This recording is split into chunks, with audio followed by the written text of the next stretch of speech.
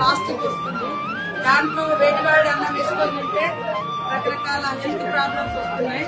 కొత్తగూడెంలో ఆదివాసీ మహిళలకు మరి ఫౌండేషన్ హ్యాండ్స్టాండ్ కంపెనీ వారి యొక్క సహకారంతో ఇది మనము దాదాపుగా ఈ గ్రామంలో ఉన్న 50 కుటుంబాల మహిళలకు ఇది గొప్ప ఉపాధి. చాలా మంది మేడారం వైపు వెళ్తా ఉంటారు. వాళ్ళందరూ ఎక్కడెక్కడో ప్లాస్టిక్ పేపర్స్ అట్లా తెచ్చుకుంటారు. ఆదివాసీ ఆడబిడ్డలు తయారు చేసే ఈ యొక్క పారటాన్ని హెల్తీగా ఉంటారు, హెల్తీగా ఉంటారు.